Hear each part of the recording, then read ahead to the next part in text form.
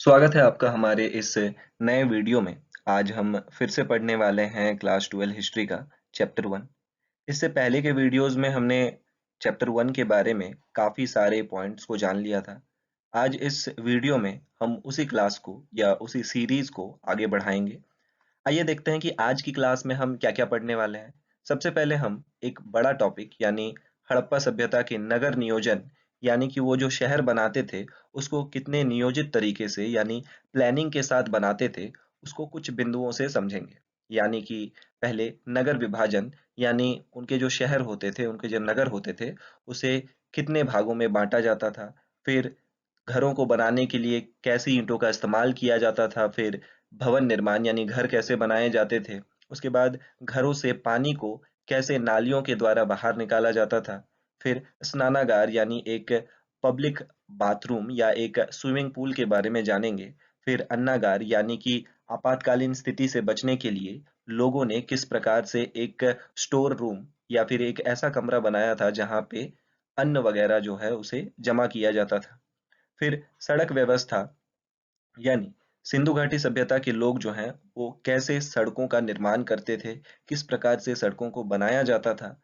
उसके बाद लोथल से मिला एक बड़ा सा रक्षा द्वार और अंत में जानेंगे कि इन सब टॉपिक से रिलेटेड कौन-कौन से सवाल जो हैं वो एग्जाम में पूछे जाते हैं।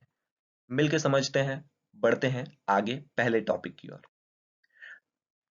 हमारा पहला टॉपिक है सिंधु सभ्यता में नगर नियोजन प्रणाली एवं उसकी विशेषता। ये एक बड़ा सा टॉपिक है और इस टॉपिक के अंदर ही हम लोगों को कई सारे छोटे छोटे टॉपिक्स मिलेंगे। तो हड़प्पा सभ्यता की सबसे मुख्य विशेषता यहाँ की नगर नियोजन प्रणाली है और नगर नियोजन प्रणाली में कई कारकों को शामिल किया जाता है। यानी कि जो सिंधु घाटी सभ्यता थी उसकी सबसे बड़ी विशेषता थी यहाँ की नगर नियोजन यानी कि शहरों को बनाने की प्लानिंग। और उस प्लानिंग में कौन कौन से चीजों को ध्यान रखा जाता था उसे अभी हम समझेंगे। सबसे पहले आता है हमारा नगर विभाजन। नगर विभाजन यानी जो नगर होता था उसे दो भागों में बांटा जाता था। अब आप देखेंगे कि ये पूरा बड़ा सा नगर है। अब इस बड़े से नगर को जो है दो भागों में बांटा जाता है। जैसे कि ये हमारा पश्चिम भाग हो गया, तो इस पश्चिम भाग को हम लोग कहेंगे दुर्ग। पश्चिम भाग को कहा जाता था दुर्ग। ये वाला जो जगह आप देख रहे हैं इसे कहा जाता था दुर्ग। और जो पूर्वी भाग होता था, ये जो आप देख पा रहे हैं, ये पूरा बड़ा सा जो जगह है इसे हम लोग कहते थे निचला नगर, क्योंकि ये नीचे स्थित था। अब जो दुर्ग है उसे देख करके ही लग रहा है कि यहाँ पे जो है बड़े घराने के या अमीर लोग रहते होंगे। तो दुर्ग में संभवतः जो लोग नगर को चलाने वाले यानी कि जो शासक वर्ग थे वो यहाँ रहते थे। और पूर्वी भाग जिसे हम निचला नगर कहते हैं क्योंकि वो थोड़ा सा नीचे था, आप देख सकते हैं कि यहाँ ढलान है और नीचे था इसीलिए हम लोग इसे निचला नगर कहते हैं। और संभवतः यहाँ पे जो है साधारण लोग निवास करते थे, जैसे कि किसान व्यापारी, वो लोग निचले शहर में रहते थे। अब दुर्ग एवं नगर को बड़े दीवार से घेरा गया था एवं इन दोनों को अलग करने के लिए मध्य में एक और दीवार थी। अब आप ध्यान से देखिए कि दुर्ग एवं नगर जो है उसको एक बड़े से दीवार से इस प्रकार से जो है आप देख सकते हैं कि एक बड़े से दीवार से घेरा गया है। इसमें दोनों को ही, पूर्व में स्थित नगर को भी एवं पश्चिम में स्थित दुर्ग को भी जो है घेर लिया गया है। परंतु इन दोनों को अलग करने के लिए भी बीच में एक दीवार है। ठीक है। तो इससे हमें क्या पता चलता है कि दुर्ग का जो महत्व था वो थोड़ा ज्यादा था। अब ये ऊंचा और नीचा का क्या खेल है, क्यों ऊंचाई पे बनाया जाता था दुर्ग और क्यों निचला नगर थोड़ा नीचे होता था, इसका कारण है। अगर आप ध्यान से इस फोटो को देखेंगे तो आपको पता चलेगा कि सिंधु घाटी सभ्यता के जो नगर हैं वो सारे नगर किसी ना किसी नदी के किनारे स्थित होते थे। अब आप देखिए कि यहाँ पे एक नदी है और इस नदी के किनारे ही ये शहर बसा हुआ है। अब सोचिए कि अगर बारिश वगैरह ज्यादा होता है या नदी में बाढ़ आती है तो सबसे पहले बाढ़ का पानी कहाँ पहुंचेगा? इस जगह यानी निचले नगर में पहुंचेगा। और ये जो दुर्ग है यहाँ तक पानी पहुंचने में समय लगेगा। कारण क्या है? तो सबसे पहले सुरक्षा के लिए क्या है? तो ये बड़ी सी दीवार है। और दूसरा चीज क्या है कि ये ऊंचाई पे स्थित है। तो दो चीजें इसको मदद करेंगी बाढ़ से बचाने के लिए। इस कारण से जो है हम लोग देखते हैं कि हड़प्पा सभ्यता में नगरों को दो भागों में बांटा जाता था, ऊंचाई पे दुर्ग एवं नीचे पे निचला नगर। पूर्वी भाग में आपका निचला नगर और पश्चिमी भाग में दुर्ग। अगला टॉपिक है हमारा ईंटा। जो सिंधु घाटी सभ्यता में जो ईंटें होती थी, उनको आग में पकाया जाता था। ईंटों का आकार चतुर्भुजाकार होता था। आप देख सकते हैं कि ये जो ईंट है, वो आजकल के ईंटों के समान ही दिखाई पड़ती है। और इन ईंटों को जो है आग में पकाया जाता था। और जबकि आप देख सकते हैं यहाँ, जबकि अन्य सभ्यताओं में जो ईंटें होती थी, उन ज्यादातर ईंटों को धूप में सुखाया जाता था, जबकि हड़प्पा सभ्यता के लोग आग में पकाई हुई ईंटों का इस्तेमाल करते थे। अब ईंटें जो है वो सभी सभ्यता के लोग बनाते थे, चाहे वो हड़प्पा सभ्यता हो, चाहे वो इराक में रहने वाली मेसोपोटामिया की सभ्यता हो। तो मेसोपोटामिया के लोग जो ईंटें बनाते थे, उनको वो लोग धूप में सुखाते थे। और जो हड़प्पा सभ्यता के लोग थे, यानी सिंधु घाटी सभ्यता के जो लोग थे, वो अपने ईंटों को आग में पकाते थे। अब दोनों में क्या अंतर है? तो आग में जो पकाई हुई ईंटें हैं, वो थोड़ी ज्यादा सख्त होती है, उसमें टिकाऊपन ज्यादा पाया जाता है, वो लंबे समय तक टिकता है। परंतु धूप में जो सूखी हुई ईंटें होती हैं, वो ज्यादा दिनों तक नहीं टिकती है। किसकी तुलना में? तो आग में पकी हुई ईंटों की तुलना में। ये अंतर है। तो सिंधु घाटी सभ्यता की जो ईंटें हैं या हड़प्पा सभ्यता की जो ईंटें हैं, वो आग में पकाई हुई होती हैं और इनका आकार चतुर्भुजाकार होता है। अब ईंटों पर जिप्सम एवं चारकोल की परत चढ़ाई जाती थी, ताकि ईंटें जो हैं वो जल को ना सोखें। अब ईंटों को अपारदर्शी या फिर कहेंगे कि इनमें पानी जो है वो पार ना हो, इसलिए उनके ऊपर दो चीजों का लेपन किया जाता था, दो चीजों को लगाया जाता था। एक है जिप्सम और दूसरा है चारकोल। ये दोनों जो है वो ईंट बनाते समय इसके ऊपर लगा दिया जाता था, ताकि जो बारिश का पानी है वो इसके ऊपर आएगा और वो टकरा के क्या हो जाएगा? वापस चला जाएगा। क्योंकि अगर ईंटें पानी सोखने लगती हैं, तो ईंटों का जो टिकाऊपन है या ईंटों में जो मजबूती होती है, वो क्या हो जाती है? कम हो जाती है। तो इसी मजबूती को बनाए रखने के लिए और पानी को अंदर ना जाने देने के लिए ईंटों पर जिप्सम एवं चारकोल की परत चढ़ाई जाती थी। अब तक का जो सबसे बड़ा ईंटा है, वो हमें मोहनजोदड़ो शहर से मिला है। अब जो सबसे बड़ा ईंटा है, उसका आकार कुछ 51 सेंटीमीटर लंबा, 26 सेंटीमीटर चौड़ा और 6 सेंटीमीटर जो है ऊंचा है। और जो सामान्य ईंटें होती थी, मतलब जो ज्यादातर जो ईंटें मिली हैं, उनका आकार कुछ ये है। आप देख सकते हैं, 27 सेंटीमीटर लंबा, 13 सेंटीमीटर चौड़ा और 6 सेंटीमीटर जो है वो ऊंचा होता था। ये सामान्य ईंटों का आकार है। अब सवाल हमारा ये है कि सबसे बड़ा ईंटा कहाँ से मिला है? तो मोहनजोदड़ो से मिला है। अब ईंटों से जितने भी क्वेश्चन पूछे जाते थे, वो मैंने आपका यहाँ क्लियर कर दिया है। अब बढ़ते हैं अगले वाले पॉइंट की ओर। भवन निर्माण के लिए, यानी घर जो है वो कैसे बनाए जाते थे हड़प्पा सभ्यता में? हड़प्पा सभ्यता में भवन निर्माण के लिए पक्की ईंटों का इस्तेमाल किया जाता था, जैसे कि हमने पिछले स्लाइड में पढ़ा कि ईंटों जो है वो आग में पकाई जाती थी और पक्की ईंटों का इस्तेमाल किया जाता था। अब हाल ही के एग्जाम में, यानी 2023 के एग्जाम में पूछा गया था इंग्लिश बॉन्ड के बारे में। इंग्लिश बॉन्ड क्या होता है? आइए समझते हैं। ईंटों को पहले लंबाई एवं उसके बाद चौड़ाई के आधार पर रखना ही इंग्लिश बॉन्ड कहलाता है। ठीक है? तो ईंटों को आप ध्यान से देखिए, इन दोनों ही चित्रों में पहले इससे समझते हैं। पहले ईंटों को किस आधार पे रखा गया है? तो देखिए, इसमें चौड़ाई के आधार पे रखा गया है। ये देखिए, ये लाइन पूरा आपको चौड़ाई के आधार पर दिखेगा।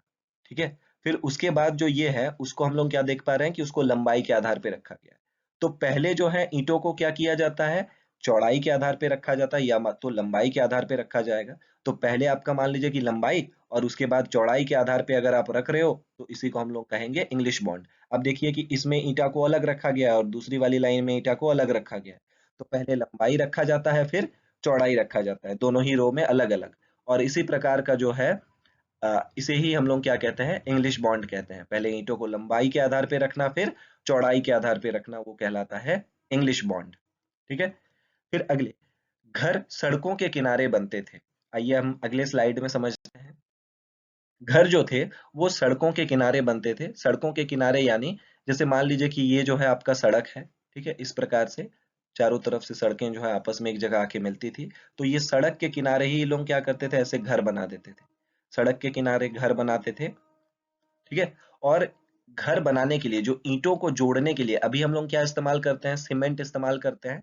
और सिंधु घाटी सभ्यता के लोग सीमेंट का नहीं, बल्कि जिप्सम एवं मोटार का। मोटार का मतलब होता है इसमें रेत प्लस चूना। रेत प्लस चूना को मिला करके एक मसाला बनाया जाता था। जो लोग गांव से आते हैं, उन्हें मसाला का अर्थ पता है। ये मसाला खाने वाला नहीं है, बल्कि घर बनाते समय जो सीमेंट का बनाया जाता है, सीमेंट बालू वगैरह को पानी से मिलाया जाता है, वो बनता है मसाला।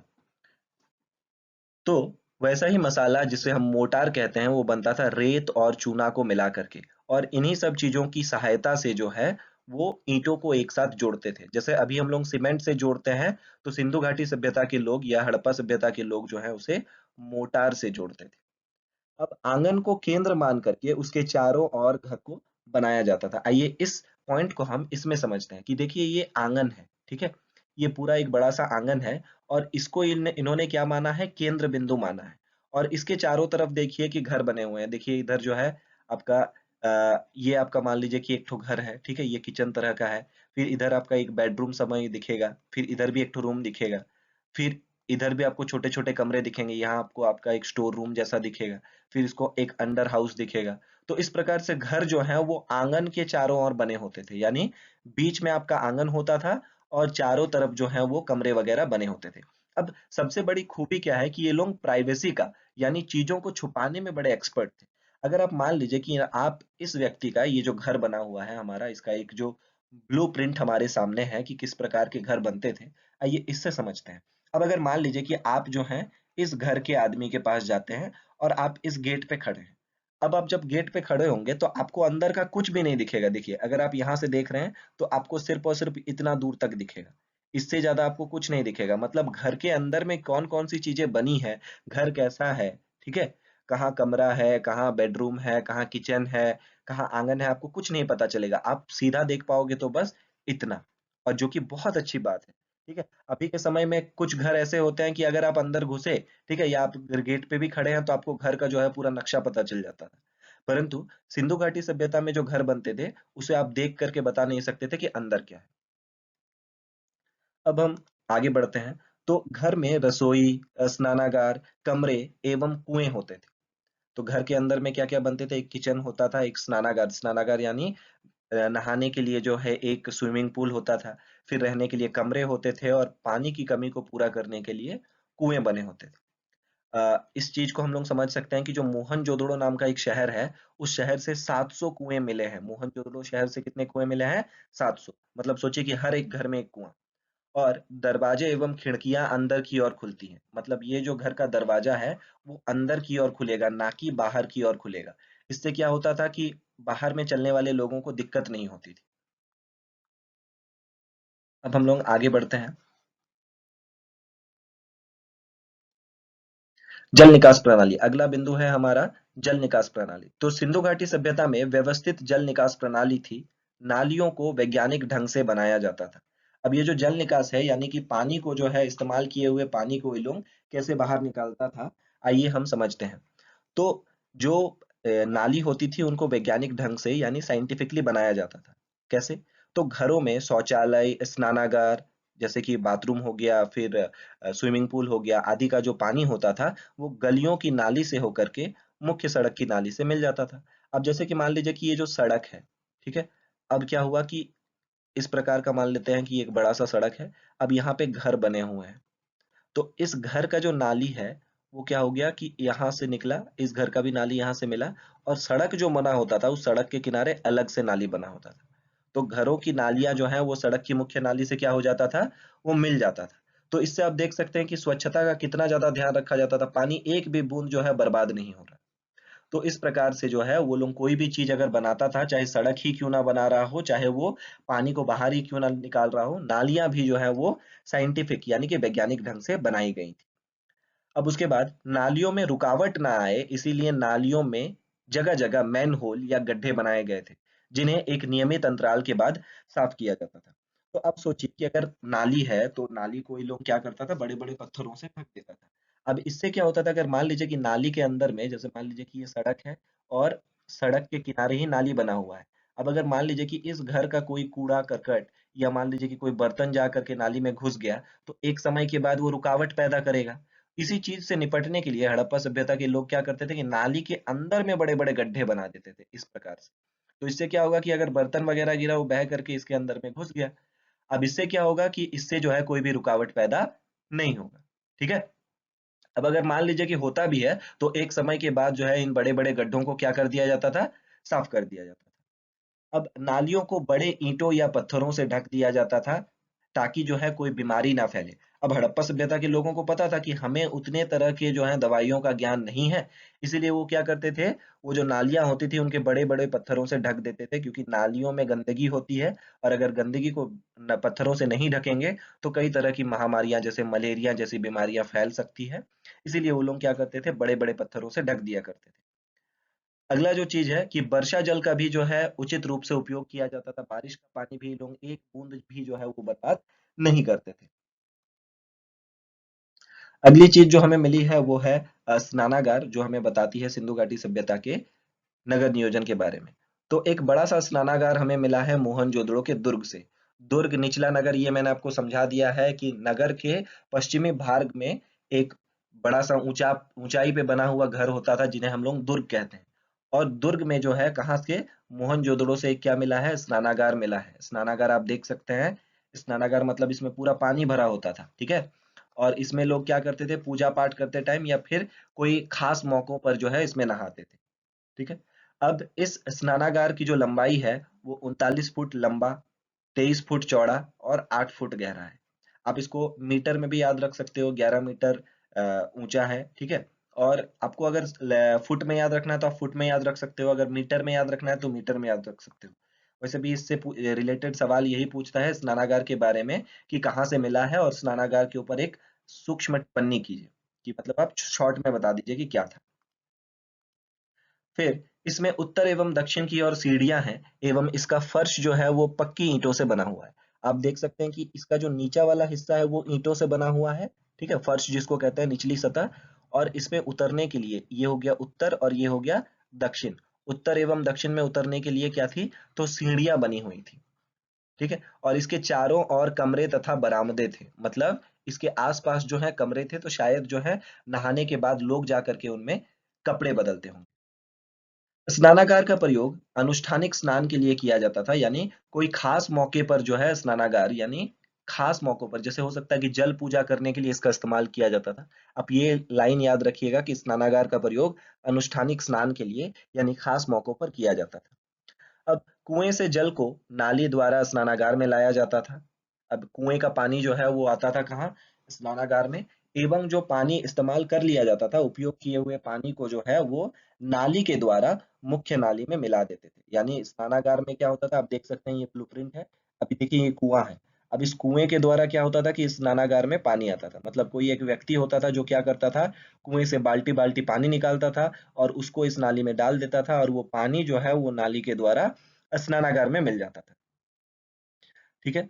अब जो इस्तेमाल किया हुआ पानी था वो देखिए कि इस तरफ से निकल करके वो कहाँ मिल जाता था, वो मुख्य नाली, जो सड़कों के किनारे बनी हुई नाली होती थी वहां पे चली जाती थी। तो कितना बढ़िया तरीके से जो है ये लोग नियोजित करके रखा था, यानी कितने बढ़िया ढंग से ये लोग प्लानिंग करता था कि कुएं से पानी को लाना है और इस्तेमाल किए हुए पानी को भी नाली के द्वारा बाहर निकाल देना है।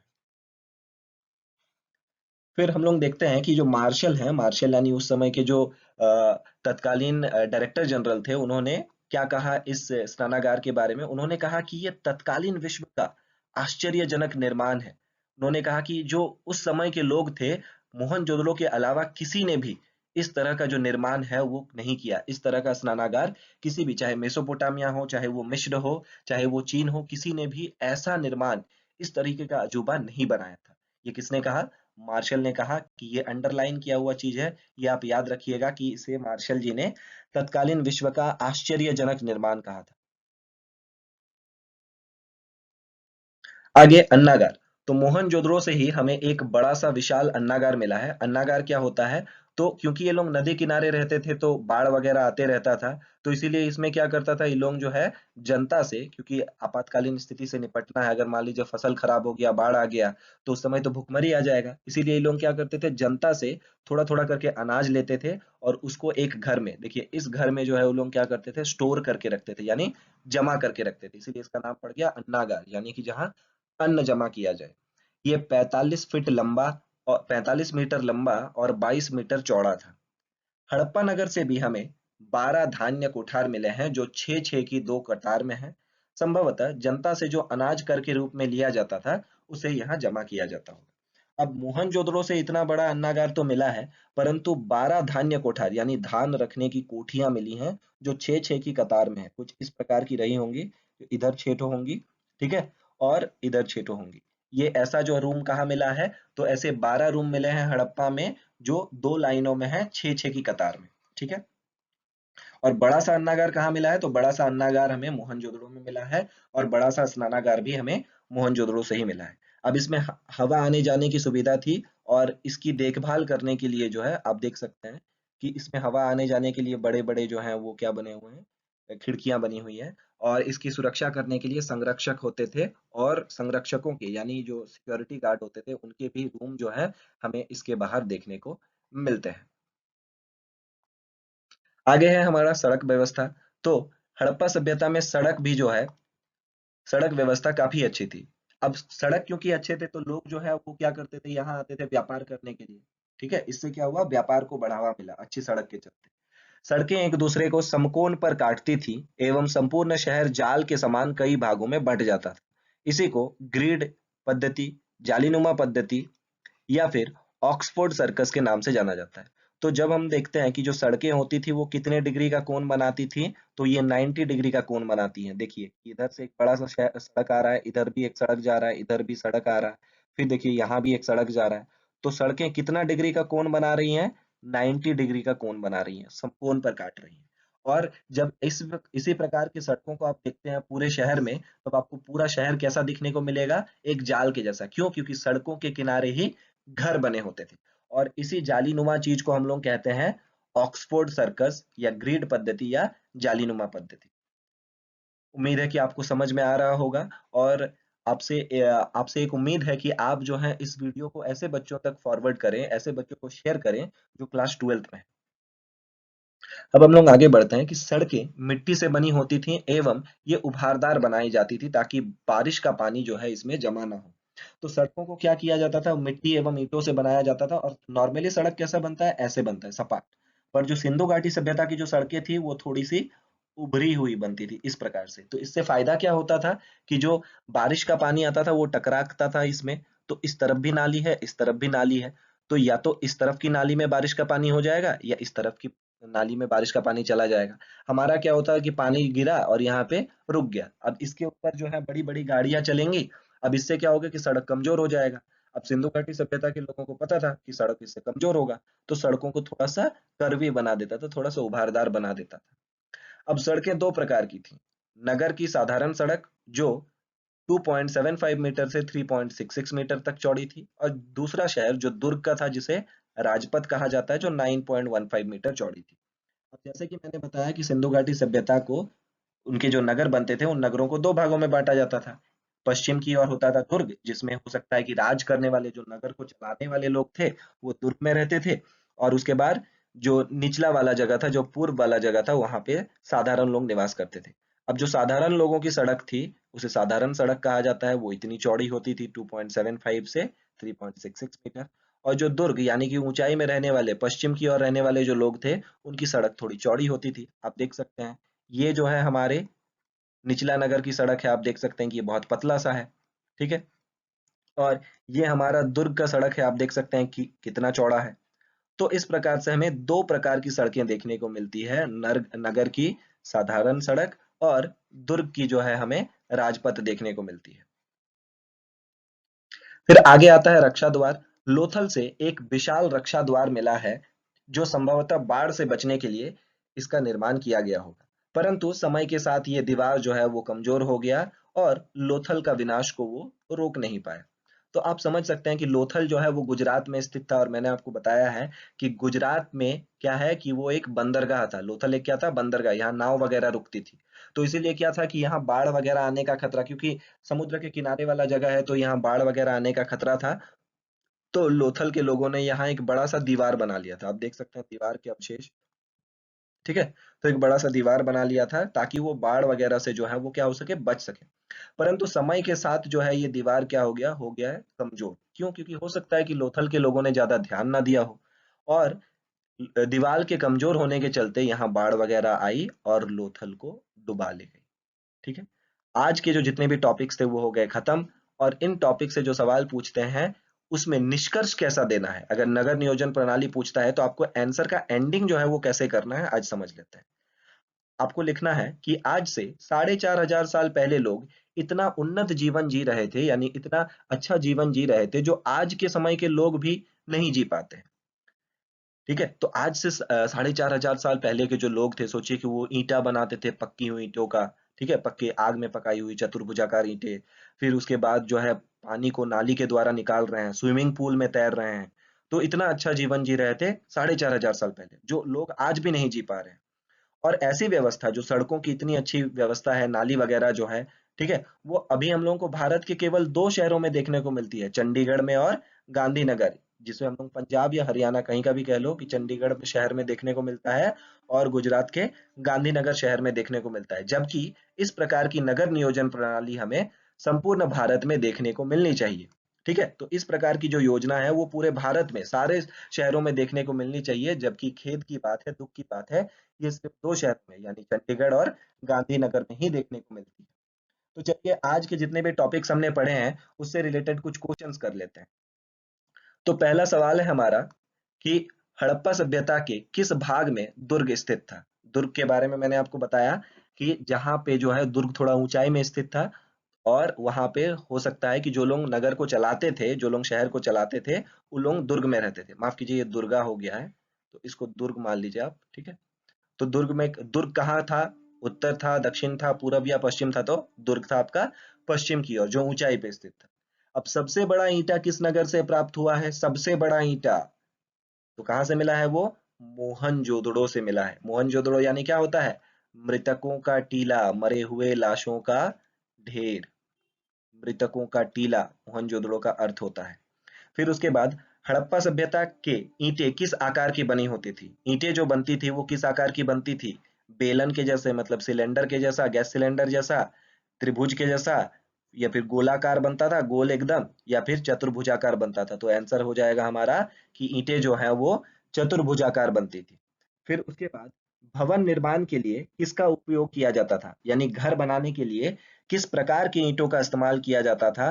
कच्ची ईंटों का, धूप में सुखाई गई ईंटों का, या आग में पकाई गई ईंटों का, या इनमें से कोई नहीं? तो आंसर क्या हो जाएगा? आग में पकाई गई ईंटों का ही लोग इस्तेमाल करते थे। ठीक है, तो ये सब जो है आपको नोट कर लेना है, ये सब क्वेश्चन, क्योंकि आगे जब हम लोग क्वेश्चन आंसर का एक सीरीज बनाएंगे तो इसी प्रकार के कुछ क्वेश्चन रहेंगे, और भी गहराई से जो पूछे गए क्वेश्चन है पिछले 10-15 सालों में, जो पूछे गए क्वेश्चन है, वो सबको हम लोग क्वेश्चन आंसर वाले वीडियो में कवर अप करेंगे। आगे, विशाल स्नानागार यानी बड़ा सा जो एक स्विमिंग पूल है वो कहाँ से मिला है? तो विशाल स्नानागार मिला है हमारा मोहनजोदड़ो से। किसने विशाल स्नानागार को, ठीक है, किसने स्नानागार की तारीफ में कहा था कि ये तत्कालीन विश्व का आश्चर्यजनक निर्माण है? यानी उस समय के विश्व में, उस समय के देशों में किसी ने भी इतना अच्छा स्नानागार या फिर इतना अच्छा स्मारक, यानी इतनी अच्छी जो बिल्डिंग है वो, या इतना अच्छा काम जो है वो किसी ने नहीं किया था। ये किसने कहा था? तो ये कहा था मार्शल ने। किसने कहा था? तो मार्शल जी ने कहा था। किसके बारे में? स्नानागार के बारे में कहा था। ठीक है, फिर हम लोग आगे बढ़ते हैं कि, माफ कीजिए,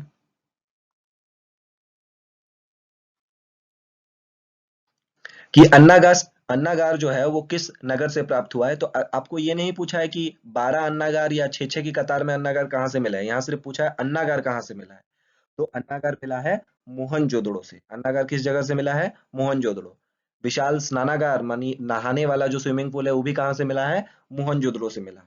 ठीक है, और उसके बाद हड़प्पा की सड़क जो है वो कितने डिग्री का कोण बनाती है? तो सड़कें समकोण पर एक दूसरे को काटती थी, जैसे कि मैंने आपको बताया इस प्रकार से। ठीक है, तो समकोण पे काटना, यानी समकोण कितना डिग्री का कोण बनाती है? 90 डिग्री का कोण बनाती है। ठीक है, तो हड़प्पा की जो सड़क थी वो कितने डिग्री का कोण बनाती थी? 90 डिग्री का कोण बनाती थी।